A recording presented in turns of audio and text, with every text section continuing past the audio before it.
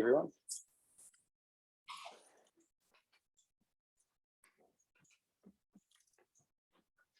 Thanks, Gordon. Really appreciate that and appreciate your leadership within both the community and also Timaru Christian ministers. It's going to be odd not to see you coming into council, but I'm sure we won't.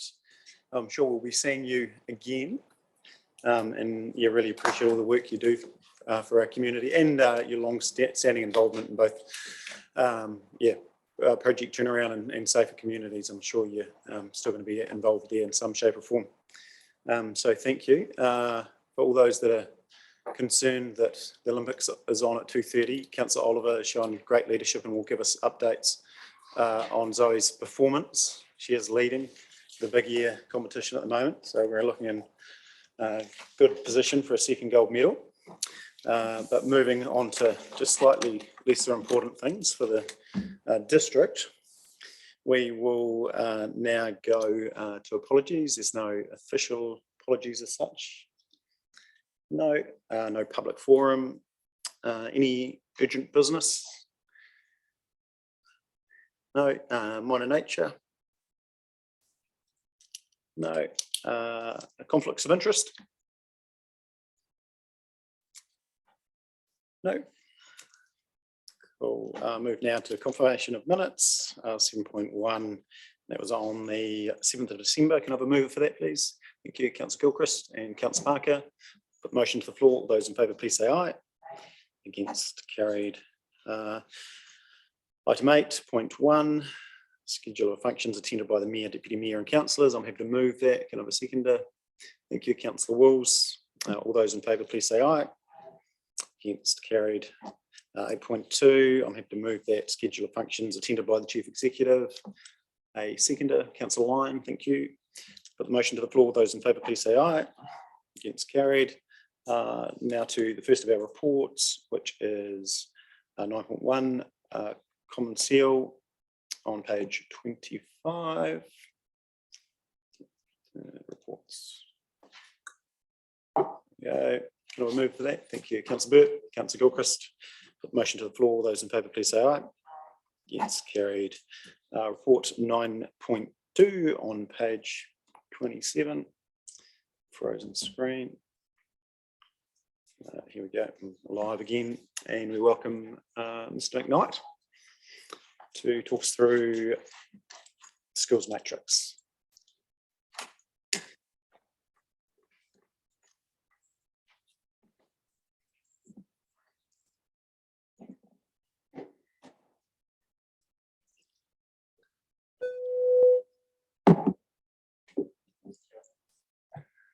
Kia ora everyone.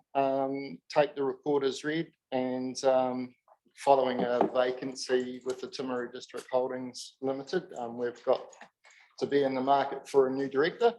So I'd like to recommend that the council approves the skill matrix to approve the appropriate candidates for Timaru District Holdings Limited director position.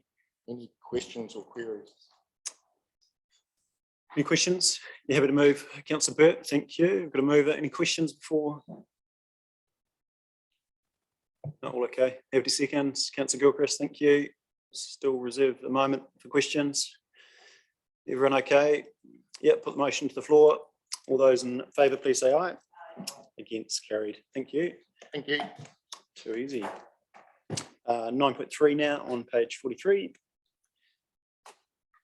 And we have Zora.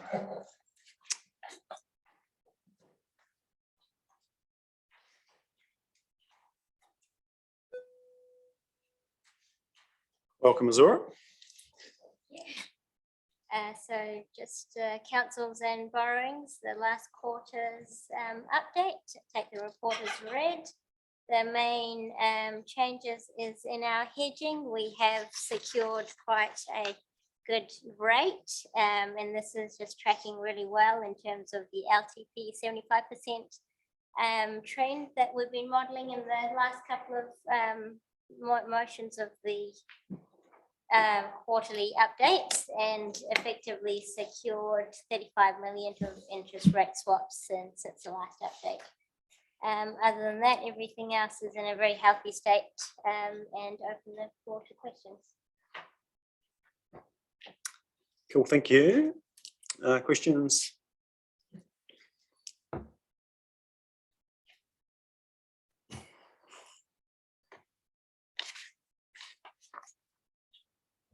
Councillor Burke, thanks. Yeah, so when you say headroom 5 million, that's not our total headroom, is it? It's our core facility. Sorry? The core facility. Oh, right, okay. Yeah, no, that's fine. Yeah, go, yes. Yeah, thanks, Your Worship. Yes, Councillor Booth, it's an immediate standby facility should there be, it's really in the event of an emergency, a major sort of natural act of God type of thing, to have a facility to immediately call on. That's really why it's there.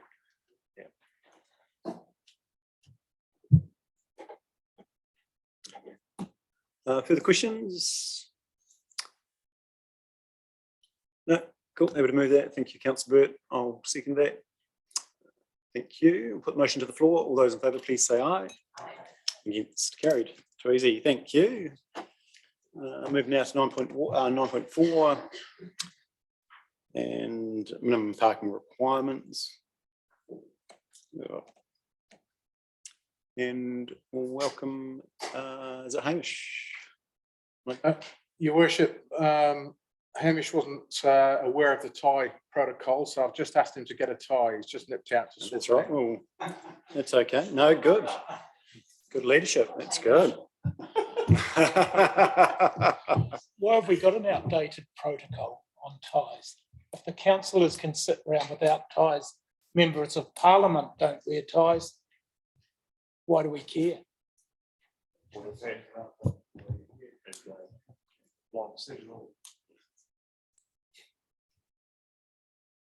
Right, you- Your Worship. did you want to, we can park that one if you like and go and come back to it in a moment. But, Is it going? Your Worship, elected members, this report has come before you because at the end, or towards the end of this month, we, by law, have to remove the parking provisions from our district plan, the minimum parking provisions. And this is just a report to bring this to your attention and give you a little bit of background. And hopefully Hamish will be sitting next to me any second and we'll be able to speak to that report. But if we take it as read, and I'm sure Hamish will be happy to answer any questions. welcome, Hamish. You've got a lovely tie on too. Is that the Pleasant Point, yeah, Timaru District tie, is it? Thank you. The emergency tie, I like that. Questions for the team? So this is obviously born out of the urban policy statement changes. Councillor Biddington. Just, Hamish, in terms of, okay, the national direction given by the national policy statement will remove the minimum requirements. That makes sense. We're just following what we're told. But why are we then stepping into a whole lot of other things we have to do? If they've removed them. It's more the case you don't have to do them. It's more the case, do we want to consider doing them? And so there's a list of different items there, such as disabled car parking, which you sort of have to do under the Building Act, but it's not as clear as it can be. And there's the various other measures that are set out there that we look at. So the reality is that a lot of developments will provide the car parking that they feel is necessary, but there are some that potentially won't, and that will have a disproportionate effect on certain, people and how things are undertaken in terms of their neighbours. And I can think of that drop off and loading bay as being one that could affect potentially people next door. So again, those are things which, as I understand it, aren't excluded from consideration, but it's not something that we've looked in any detail because we've relied upon the blanket car parking provisions, minimum standards. So it certainly won't compensate if somebody doesn't provide a large amount of car parks, but it will provide some avenues to explore certain particular issues, which there could well be in the future. Kind of worries me though that they've taken away. Now we're going to add another layer of bureaucracy to it. I mean, if I build apartments, for example, I'll put car parks in there because that's what the people that buy the buildings will want. If I open a business, I want car parking so my customers could come. Yes. I'm just worried reading this, we're going to make people do stuff they don't necessarily want or need. Again, I would say that we can consider some elements. It certainly won't be putting back the car parks, but it would address some of the immediate issues that we can see if we totally remove car parking and leave it up to the market to supply. So they're very limited aspects. Accessible car parking would be very, very few in number. There might be one per development, say. And again, similarly for bicycle access and drop-off and loading facilities. So we're not requiring, we wouldn't require the same amount of space, but we would have to think about those things. We can think about things if we chose to do so through the district plan. Can you give me an example of number 3? A practical example? Well, so to give you a funny story, I in a different district with a district plan that requires cycling, it was in a high-tech business park, and so they said, "You're being silly, Hamish, you don't need cycles," even though they're required because everyone drives a sports car to work. But I think their attitude's changed, and if you don't provide for facilities for cycling, then you're not really truly encouraging it. And if they're just not provided, then people won't bring their bikes to work. They'll be stolen or left in the street or that type of thing. So it's to incentivize the right behavior. And I guess what the government's done here is they've said, look, requiring a lot of car parking spaces in every instance creates a lot of essentially underutilized low value space. And so we don't want that. We still want our sustainable cities, and part of the mix is through other mechanisms, public transport and the like. These are some aspects that we really wanted to bring to this council for people to think about, that sort of fit the direction of travel, which is for people to have other options such as cycling, and in certain circumstances where they really won't have any other option than, say if they're disabled, parking close by, then they could be catered for. Well, thank you. I kind of get it, but I'm just concerned that we're taking away a requirement and now we're going to put all these other ones in. Yeah, very limited requirements would be left if we did consider those other avenues. Thanks.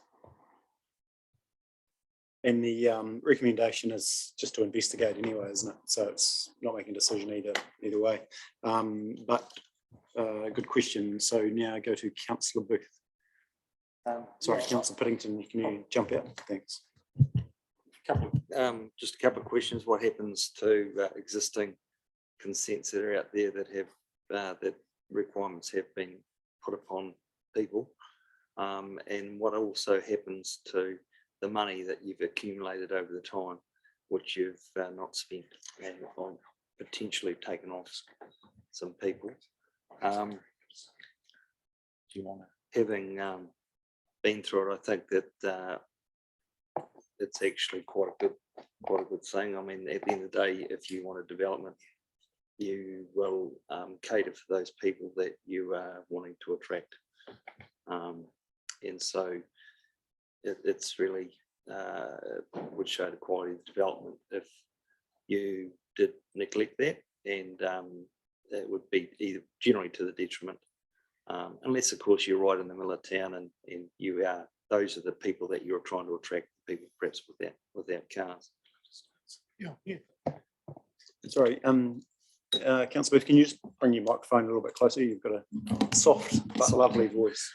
You just can't quite pick up the tones. We can change that. Thanks, Hamish. Yeah. Thank you.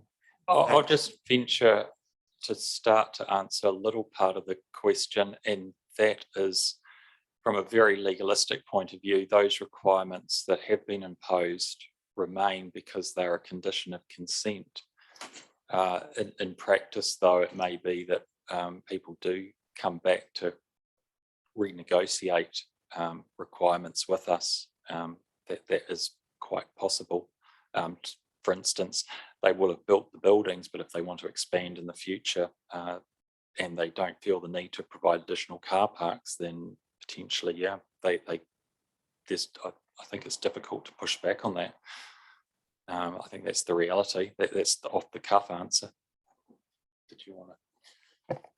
Yeah, thanks, Councillor Bill. I was just going to say that there are implications beyond the CBD as well. I mean, the short-term effects are probably not going to be too noticeable. Long-term effects, it might be things like waste collection out in the suburbs, where it actually becomes more of an issue if development goes ahead and people aren't providing off-street parking, for example. Then it might become an issue for Andrew's infrastructure group in terms of getting access to bins and things like that. So there's a whole, I suppose there's a whole group of little potential issues that could come out of this, but it's not our choice, I suppose, is what I'm saying. Yeah. Okay. Thank you. Thank you. Councillor Gilchrist. I fully understand those things have got to, the regulations as they are have to go. And I fully support investigating these amendments. And I particularly think with the mobility parks as part of our age-friendly strategy, that is essential that we at least meet the minimum requirements for those and hopefully do a little more. And also for bike parks, I fully support bike. As a person who bikes to work, it makes a real difference having somewhere to park your bike, somewhere safe, where it's not on the street. So fully support your investigation of those, and the other ones just make sense. Thank you. Councillor Lyon. Thank you, Worship. The reality is that some developers will choose to have car parking in their development, others won't, their choice. The reality is that council will then have to pick up the car parking for those inner city dwellers by having more car parks, or, I mean, people will have a bike, all right, they'll have a car somewhere else. So are we going to build a whole lot more car parks somewhere? Or why are we putting the onus back onto the council for providing car parks when in fact it's been a proper duty of the developer to do that? I'm a little unclear as to why we're tipping it right over. I know it's a recommendation and it's come from on high, but it doesn't seem to have an awful lot of credibility in my view, because some developers will choose to put parks in, some won't. We would have said a few years ago that was unfair. We would have required everybody to pull their weight, because we all know examples around the village here where developments have occurred with far too little car parking and the trouble it's caused and is causing. So I just, as part of looking through this, I assume we're going to dig deeply into the realities of all of that before we come out with a true recommendation. So I applaud that we're going in there, but I just signal there's a bit of a journey in the middle of it all, that's all. Look, I acknowledge that it may not be straightforward, and the situation will need to be reviewed. Government really gives us very little options other than those matters that I've alluded to with the previous question to investigate, and so we need to get on and remove it. We're looking at the issue holistically and going back to your point about, well, does council then have to pay for car parks? There is a parking strategy which is being drafted that will be brought to council at a later date. And that's the time to really look at that particular question, in the knowledge that the ability to require car parks from developers is ended. So no easy answer.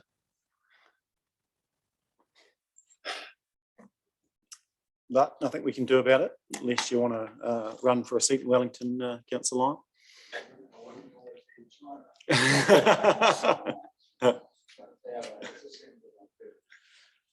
Yeah, look, it's trying to fix a problem for some of the metros, isn't it? And has consequences across provincial and rural New Zealand as well. So it'll be interesting how it plays out. But we'll go now. Sorry, there's a question, Councillor Wills, I missed. Councillor Wills. Thank you, Worship. Just in regards to item number 15, provisions for electric vehicle charging, I was just wondering, as part of the City Hub strategy, is that going to be built in there as far as that, I suppose, future-proofing it as well? And as far as costs associated and locations of possible charging stations, how will that look moving forward into the future? Do we have an idea at this stage? I'm not able to answer that personally. Good question, Councillor Wills. Sorry, I didn't mean to put you on the spot, but I was just curious because I can see moving forward, especially the inner city, it's going to become quite a challenge, if you like, with the amount of electric cars coming in. What sort of costs could possibly come back to us as council and or Timaru ratepayers, when at the moment we've sort of suppose it's going to be a challenge around moving forward into the future. So I think it just needs to be sort of factored into the Timaru parking strategy and City Hub process around how that's going to look. That's how we would see it. It's very early stages on both of those two aspects. And as we get into it, this will be a question that we can work through. Okay, thank you. Councillor Booth. Funny enough, Councillor Wills, I've been looking at that today, actually. I've had a request for some EV car parking, and after a bit of homework, it would appear that Meridian Energy are actually offering free infrastructure and basically looking for sites. So in other words, utilising our existing car parks, and they will put the infrastructure and build a network at no cost to the council. And there is an offer on the table right at the moment. But so we're perhaps yet to subscribe to that, but there is an opportunity, and I'm sure that being involved in the City Hub, that will definitely be part of the big picture.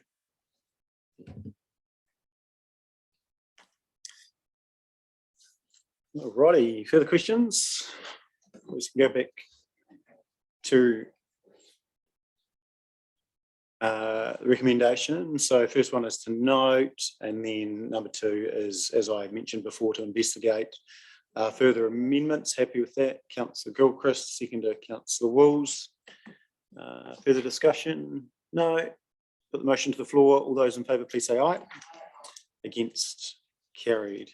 Thank you. Thanks, Sam. Really appreciate that. Move now. 9.5, and we've got the whole. Who have we got? We've got the whole team, have we?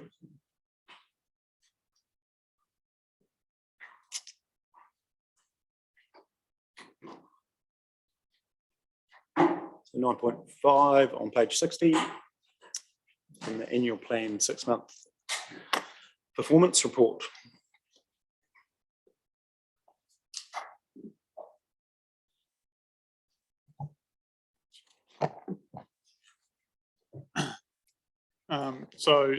Just a quick overview in terms of where things are at, and also got Lily on screen as well. So obviously this is our 6-monthly report, and you remember from the last meeting we've moved now to a quarterly reporting cycle. So this report's for those extra 2 months, November to December. So it reports those 3 elements: the KPIs, the financial overview, and projects. In terms of the KPIs, so as you'll see, generally tracking okay, with a bit of improvement expected in some. There's a range of reasons for those that are off target, again, sort of related to previous reasons, resourcing constraints and COVID restrictions. So that's sort of a quick overview of that aspect. I'll pass on to Azora just to talk about the financial. Thank you, Mark. So the financials are tracking quite well. So at 31st of December, we are at a total forecasted favourable variance of so the actual operating revenue was 2.5 million higher, and the expenditure was 2.3 million lower than budgeted. And also the capital expenditure is 3.7 million tracking to forecast.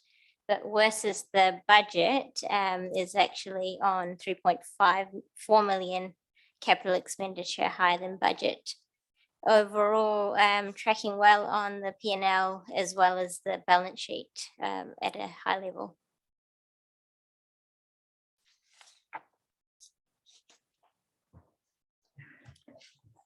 And Lily, did you want to talk about the project side of it in summary? Thank you, Mark. Yes, happy to provide a quick commentary here. I will also take the report as read, but key points from a capital work program perspective. Not so good. Mark, do you want to tell us? You're not? Oh, okay. You're on mute, Lily. Can you hear me now?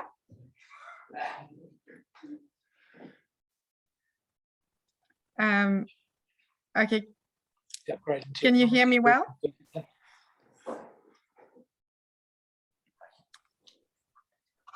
All right. I am not on mute, so I don't know, just carry on, guys.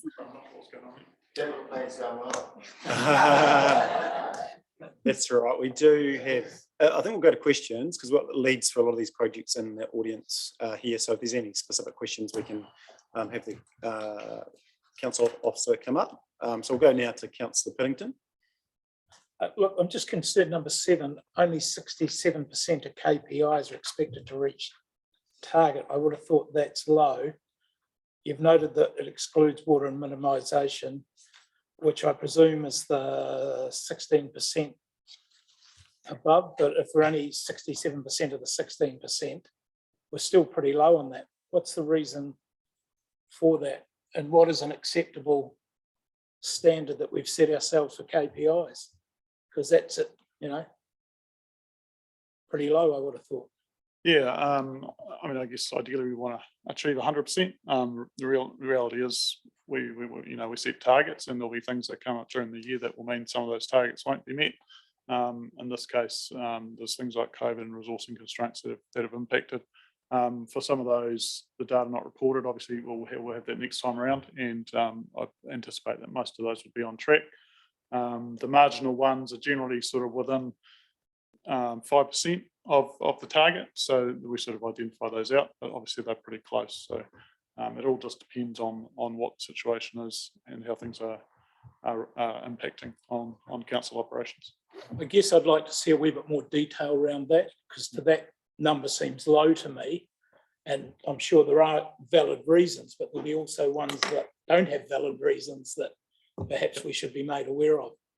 Yep, and I mean we can produce a lot more detail than we have in the past, but we've sort of changed this reporting structure a little bit to summarise it. But we're very happy. I don't want a long list, provide Mark, more but detail. what I'd like to know is the ones we aren't meeting, Yep. and why we aren't meeting them, and what's being done to move them forward. Yep. Cheers. So 56 was last year's 2021 got, and so we're tracking okay at the moment, and with more coming in, hopefully we will reach that 75%. Wouldn't have thought 56 was a pass mark, Steve, but you weren't here. That's right. I think I got 52 in English, super 6, baby.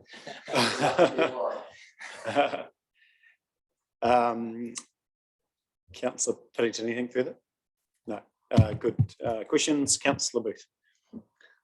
Just Zora, just where are we at with our net debt then? Basically, we've got a gross net debt 139 after our cash, and I presume that's receivables as well. Can you answer that? And also just wondering what the provisions are in the non-current liabilities. So the second question was around. The second question was what the provisions are in the non-current liabilities. Current.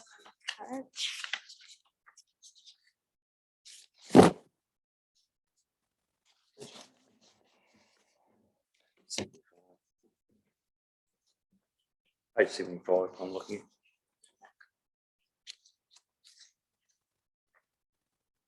So I'd have to get back on the details of that. I can follow up on, but it would normally be the usual provisions that we have on a monthly basis. I can follow up with the details. I don't have the details of that on me. In terms of net debt, effectively the cash flow was at 12 million. And so we're tracking quite well. We're actually hedged quite a bit. So we haven't actually drawn into the new hedging in the 35 mil that we've hedged. It's all future debt. So what the 139 is future debt, is that what you're saying? Or is The that 35 mil current that debt? we've just hedged, yeah. So 12 million is our current cash on hand.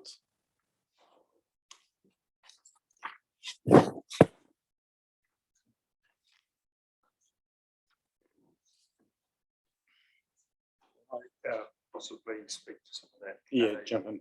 Yeah, so look, if you take the net debt, what we can do very broadly, and I'll allow the CFO to correct me if I'm correct, but essentially cash deposits and other financial assets are broadly cash that we hold.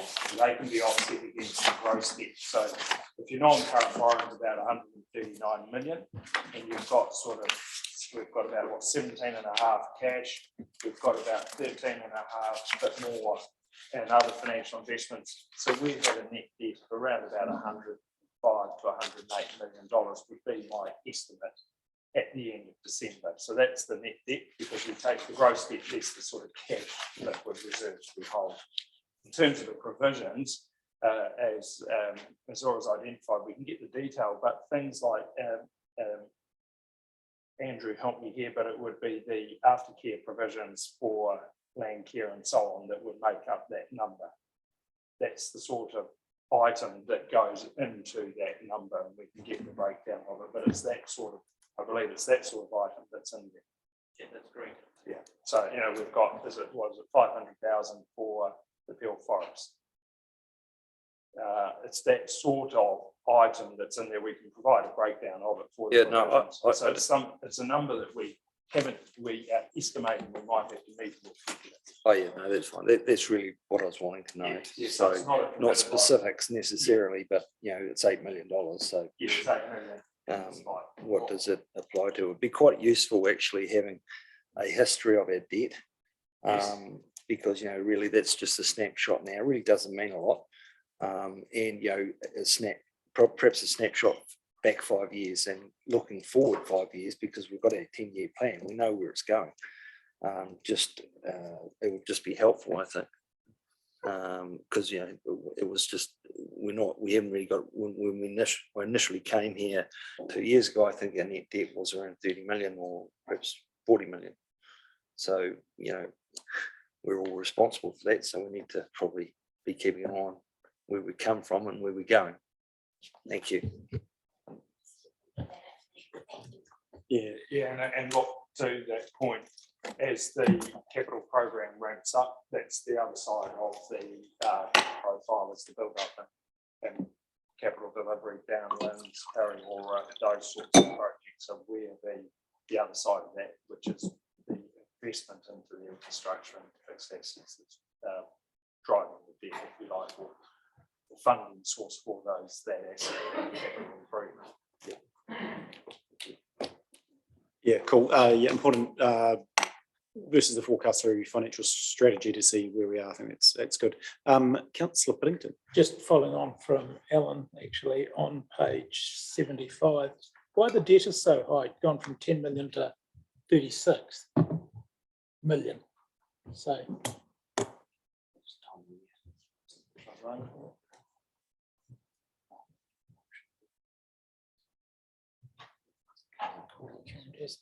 Well, that's a big jump when you put it into millions. Yeah. I certainly have to come back to you on that figure, councillor Piddington. I don't, unless Azura has a reason. I don't have a current listing with me, but I can definitely get back on that. Would seem unusual though, wouldn't it be, to go It from does look 10 high, to. actually. When I look at it, it does look high.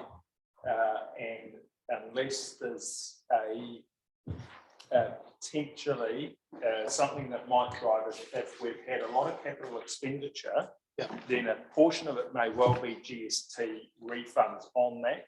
I'm not sure if that sits as a debtor, does it, Azura? No, wouldn't. It doesn't sit as a No. debtor, okay, No. so it's an Just- accounting issue yeah. which we would need to come back and provide the There- detail.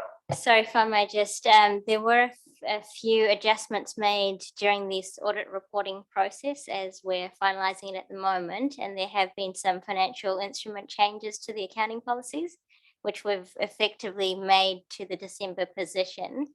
Some of that has been reflected in this accounts, but I can get back on some of those details. Good to know what it was though. Sure, yes. Oh, yeah. Thank you. Is that, oh, yeah. So it may well be what the long and short of it, if I'm understanding, is that it may be a change in accounting policy about the presentation of what would be, I think in financial terms, it's called mark to market on our financial instruments. And so we need to go and have a look at those. If that is what it is, and I put a big caveat next to the if that is what it is, it means we're in the money essentially, not out of it, because otherwise it would show as a liability. Yeah. Yeah, so we'll find out for you on that. Yeah. Yeah. Good question. Thank you. Further questions, team?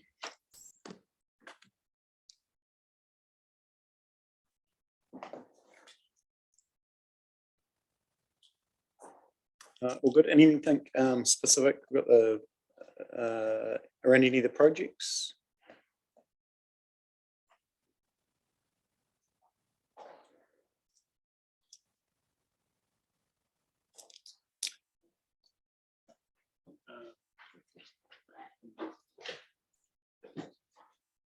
You're okay there? We can move to recommendations.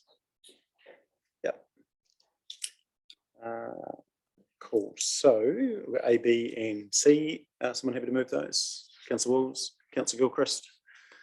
Put the motion to the floor. Those in favour, please say aye. Against, carried. And we've been informed that Zoe has won silver. It's exciting.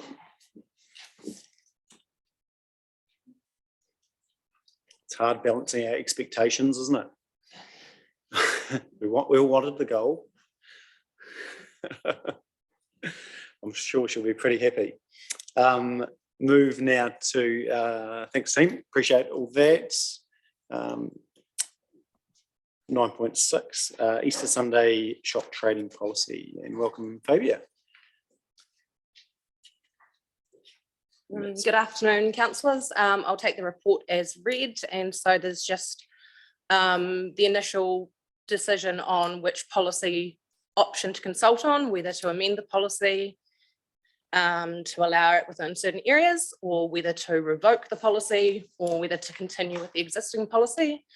Then second adoption of the consultation document with or without amendments based on that previous policy decision, and then the consultation. So open up to any questions.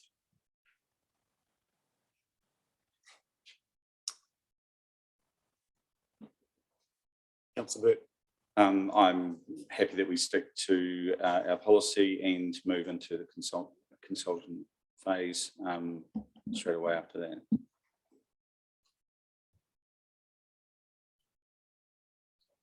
Yep, so effectively it's just 3 years.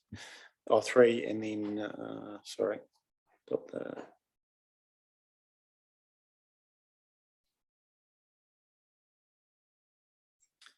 So we have to decide on one of A, B, or C, is that correct?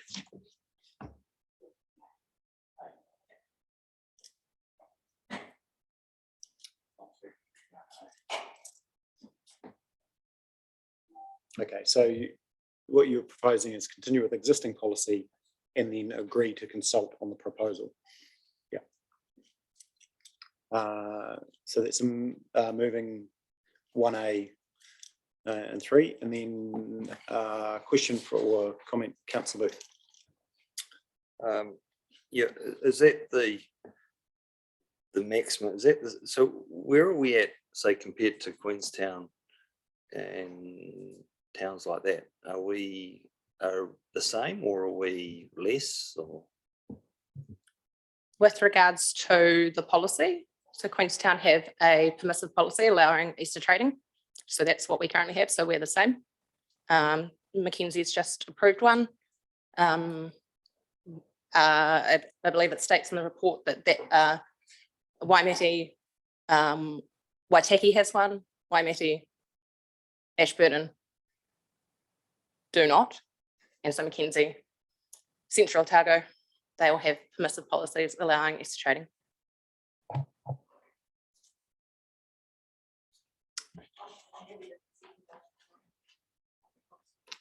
That's right.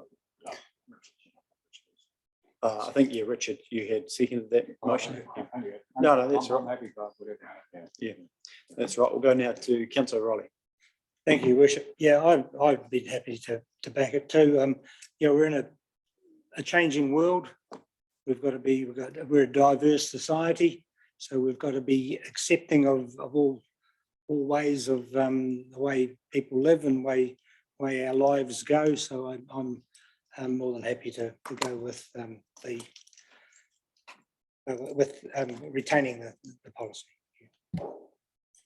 Okay, but so the point, I mean, the key point is that we still are consulting on this. So all interested parties get to have their voice and be heard, because it has come up from others requesting that we review this policy. So I think it's key that we have all those parties get the opportunity. Councillor Lyon. Thank you, Richard.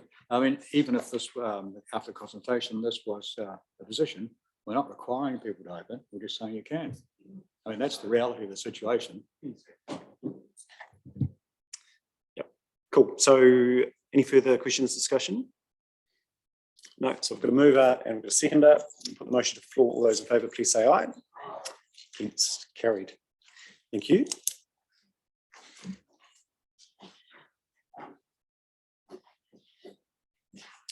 So we go now to urgent business. There's none. Minor nature, none, no public forum. So move now to exclusion of the public. Can I have a mover for that? Councillor Piddington.